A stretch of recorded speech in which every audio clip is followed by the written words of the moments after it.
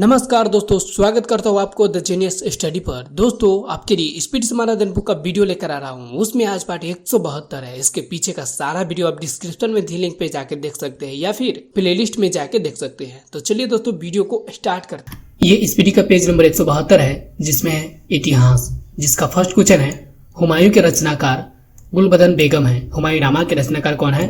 गुलबदन बेगम। औरंगजेब द्वारा चलाए गए जिहाद का अर्थ है दारुल इस्लामी। औरंगजेब द्वारा चलाए गए जिहाद का अर्थ क्या है? दारुल इस्लामी। अयोध्या स्थित बाबरी मस्जिद का निर्माण कराया था मीर बख्शी ने, बाबर का सेनानायक।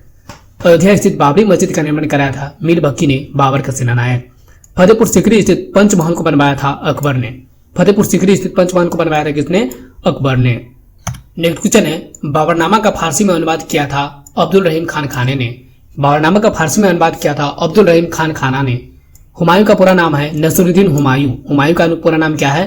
नसरुद्दीन हुमायूं। ज्योतिष में विश्वास रखता था हुमायूं। ज्योतिष में विश्वास रखता था हुमायूं। सप्ताह के 7 दिन 7 रंग के कपड़े पहनने के नियम बनाए थे हुमायूं ने। सप्ताह के 7 दिन 7 रंग के कपड़े पहनने के नियम बनाए थे हुमायूं ने। 25 जून 1539 में चौसा के युद्ध में शेर शाह ने पराजित किया था हुमायूं को। 25 जून 1539 ईस्वी में चौसा के युद्ध में शेर शाह ने पराजित किया था हुमायूं को। नेक्स्ट क्वेश्चन है हुमायूं का मकबरा निर्माण हुआ अकबर की सौतीली मां हाजी बेग के देखरेख में। हुमायूं का मकबरा का निर्माण हुआ अकबर की सौतीली मां हाजी बेगम के देखरेख में। हुमायूं का अकबर दिल्ली का निर्माण किया था मिर्जा गयास प्रधान कारीगर ने। हुमायूं का मकबरा दिल्ली का निर्माण किसने करवाया था? मीर मिर्जा गयास ने, जो कि प्रधान कारीगर था। जहांगीर का मकबरा है शाहदरा लाहौर में। जहांगीर का मकबरा कहाँ है? शाहदरा लाहौर में। जहांगीर के बचपन का नाम था सलीम। जहांगीर के बचपन का नाम क्या था? सलीम। न्याय के जंजीर स्थापित किया था जहांगीर ने। न्याय का जंजीर स्थापित किया था जहांगीर ने। मयूर सिंहासन में हीरा लगा था कोहिनूर का। मयूर सिंहासन में हीरा लगा था कोहिनूर का। नेक्स्ट क्वेश्चन है मयूर सिंहासन पर बैठने वाला अंतिम मुगल शासक था मोहम्मद शाह। मयूर सिंहासन पर बैठने वाला अंतिम मुगल शासक था मोहम्मद शाह। मयूर सिंहासन को बनाया था बेबादल खान ने। मयूर सिंहासन को बनाया था बेबादल खान ने। लौह एवं रक्त की नीति को अपनाया था बलबन ने। लौह एवं रक्त की नीति को अपनाया था बलबन ने। बलबन का पूरा नाम था गयासुद्दीन बलबन। बलबन का पूरा नाम क्या था? गयासुद्दीन बलबन। अमीर खुसरो दरबारी कवि था बलबन का। अमीर खुसरो दरबारी कवि था बलबन का। बलबन का वास्तविक नाम था बहाउद्दीन। बलबन का वास्तविक नाम था बहाउद्दीन। राजत्व सिद्धांत का पहला संस्थापक था बलबन। राजत्व सिद्धांत का पहला संस्थापक था बलबन। नेक्स्ट क्वेश्चन है जिंदा पीर कहा जाता था औरंगजेब को। जिंदा पीर कहा जाता था औरंगजेब को। अलाउद्दीन खिलजी के बचपन का नाम था अली कुरसाब।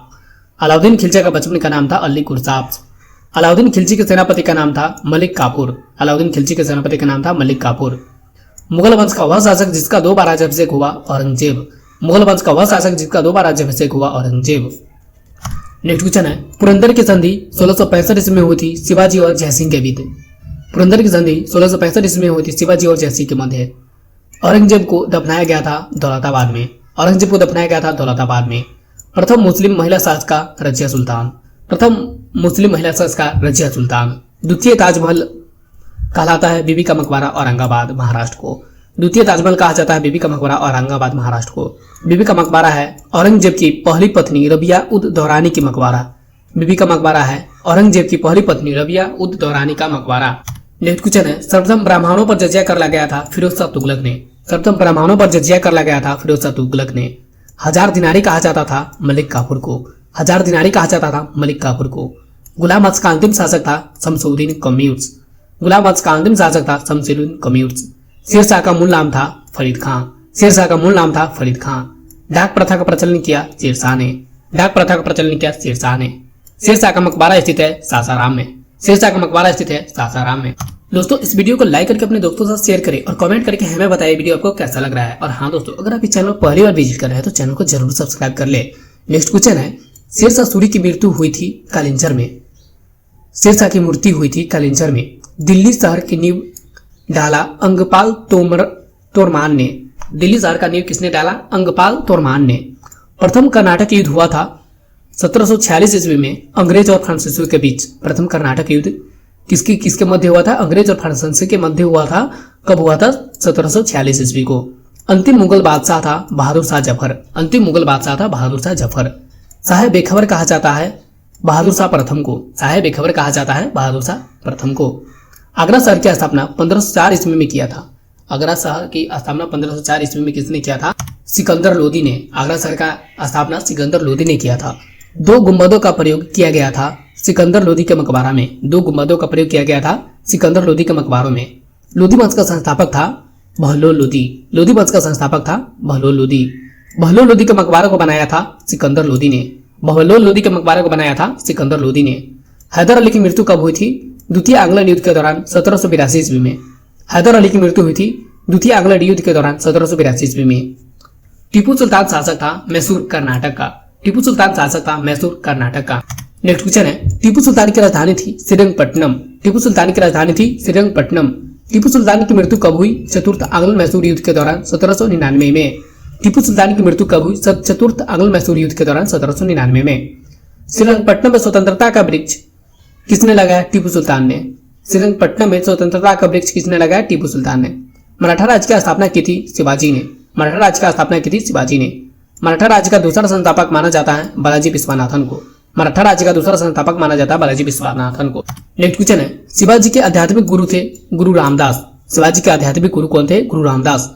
शिवाजी के पैदल सेना का नाम तथा भूमि कर प्रणाली थी क्रमशः पाइक एवं रैयतवाड़ी। शिवाजी के पैदल सेना का नाम था पाइक और भूमि कर का नाम क्या था? रैयतवाड़ी।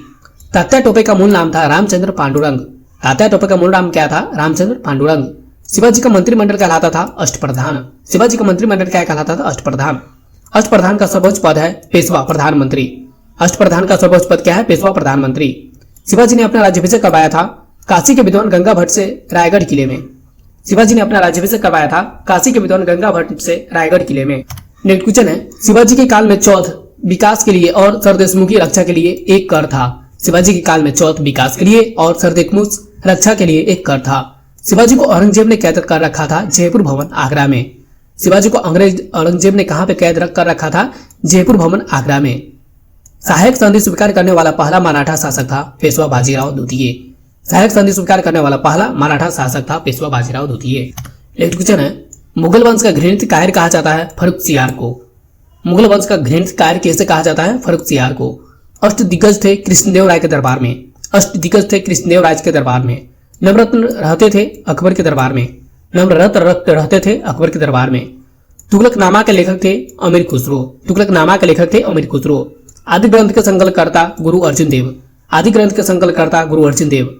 श्री हरमंदिर साहब स्वर्ण मंदिर अमृतसर को बनवाया था श्री गुरु अर्जुन देव जी ने। श्री हरमंदिर साहब स्वर्ण मंदिर अमृतसर को बनवाया था श्री गुरु अर्जुन देव जी ने। नेक्स्ट क्वेश्चन है, स्वर्ण मंदिर की नींव रखी थी साई मियां मीर ने। स्वर्ण मंदिर की नींव रखी थी साई मियां मीर ने। गुरुमुखी लिपि का आरंभ गुरु अंगद ने किया था। गुरुमुखी लिपि का आरंभ किसने किया था? गुरु अंगद ने। श्री अकाल तख्त साहिब की स्थापना की थी श्री गुरु हरगोविंद साहिब जी ने।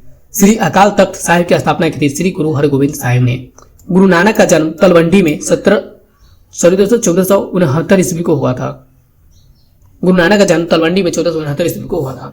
दोस्तों इस वीडियो को लाइक करके अपने दोस्तों के साथ शेयर करें और कमेंट करके हमें बताइए वीडियो आपको कैसा लग रहा है। और हाँ दोस्तों, अगर आप इस चैनल पर पहली बार आए हैं तो चैनल को जरूर से जरूर सब्सक्राइब कर लें।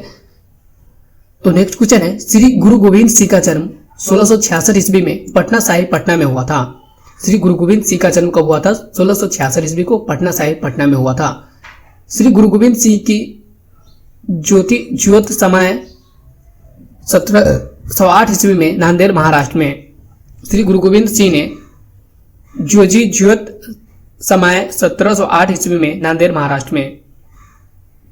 सिखों के गुरु श्री गुरु अर्जुन देव जी को शहीद करवाया था जहांगीर ने।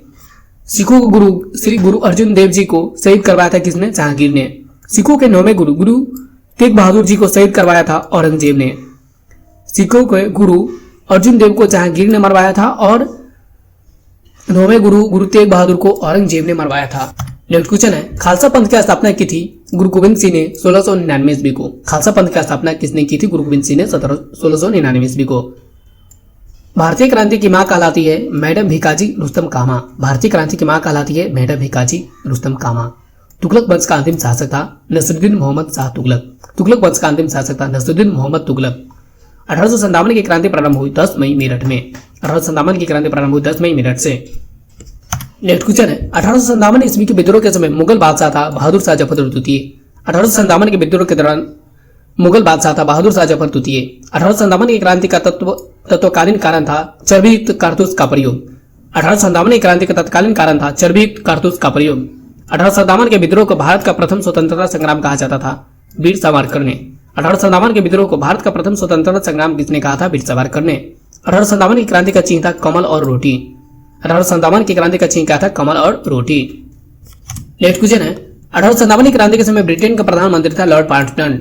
1857 की क्रांति के समय ब्रिटेन का प्रधानमंत्री कौन था? Lord pattern. 1857 के विद्रोह को राष्ट्रीय विद्रोह की संज्ञा दी थी डिज़रायली ने। 1857 के विद्रोह को राष्ट्रीय विद्रोह की संज्ञा दी थी डिज़रायली ने। 1857 के विद्रोह के समय भारत का गवर्नर जनरल कौन था? Lord Canning. 1857 के विद्रोह के समय भारत के गवर्नर जनरल कौन था? Lord Canning. बिहार में 1857 के विद्रोह का नेतृत्व क्या था? वीर कुंवर सिंह जगदीशपुर के जमींदार ने। बिहार में 1857 के विद्रोह का नेतृत्व किसने किया था? वीर कुंवर सिंह ने, जो कि जगदीशपुर के जमींदार था। नेक्स्ट क्वेश्चन है, वह उर्दू कवि जिसने 1857 के विद्रोह को अपनी आंखों से देखा था? मिर्जा गालिब। वह उर्दू कवि जिसने 1857 को विद्रोह को अपनी आंखों से देखा था? मिर्जा गालिब। काकोरी रेल संयंत्र की घटना घटी थी 9 अगस्त 1925 को। काकोरी रेल संयंत्र की घटना घटी थी 9 अगस्त 1925 को। जलियांवाला बाग हत्याकांड घटित हुआ था 13 अप्रैल 1919 को लॉर्ड चैम्सफोर्ड के समय में। जलियांवाला बाग हत्या घटी थी 13 अप्रैल 1919 को लॉर्ड चैम्सफोर्ड के समय। जलियांवाला बाग हत्याकांड के लिए गठित आयोग है हंटर आयोग। जलियांवाला बाग हत्याकांड के गठित आयोग है हंटर आयोग। नेक्स्ट क्वेश्चन है, बंगाल विभाजन हुआ 16 अक्टूबर 1905 ईस्वी को लॉर्ड कर्जन द्वारा। बंगाल विभाजन हुआ 16 अक्टूबर 1905 ईस्वी को लॉर्ड कर्जन द्वारा। बंगाल विभाजन रद्द हुआ 1911 ईस्वी में लॉर्ड हार्डिंग द्वितीय द्वारा। बंगाल विभाजन रद्द हुआ 1911 ईस्वी में लॉर्ड हार्डिंग द्वितीय द्वारा। कैप्टन हॉकिंस आया था जहांगीर के दरबार में। कैप्टन हॉकिंस आया था जहांगीर के दरबार में। प्रथम फ्रांसीसी गवर्नर था डुप्ले। प्रथम फ्रांसीसी गवर्नर कौन था? Dupleix. Sir Thomas Roe Jahangir के दरबार में आया 1615 में। सर टॉमस रो जहांगीर के दरबार में आया 1615 में। ब्लैक होल की घटना घटी 1756 में। ब्लैक होल की घटना घटी 1756 में। नेक्स्ट क्वेश्चन है, बक्सर की लड़ाई 1764 में किस मुगल शासक ने भाग लिया था? शाह आलम द्वितीय ने। बक्सर की लड़ाई 1764 ईस्वी में किस मुगल शासक ने भाग लिया था? शाह आलम द्वितीय ने। बक्सर की प्रसिद्ध लड़ाई 22 अक्टूबर 1764 ईस्वी में अंग्रेजों का सेनापति था मेजर हेक्टर मुनरो। बक्सर की प्रसिद्ध लड़ाई 22 अक्टूबर 1764 ईस्वी में अंग्रेजों का सेनापति था major Hector Munro. Hermit of Shimla कहा जाता था A.O. हिम को। हर्मिट ऑफ शिमला कहा जाता था A.O. हिम को, स्कॉटलैंड वासी को। दोस्तों इस वीडियो को लाइक करें और अपने दोस्तों के साथ शेयर कर दें। दोस्तों ऐसे ही वीडियो के लिए इस वीडियो को सब्सक्राइब जरूर कर ले और मिलते हैं नेक्स्ट वीडियो में दोस्तों। जब तक के लिए थैंक यू।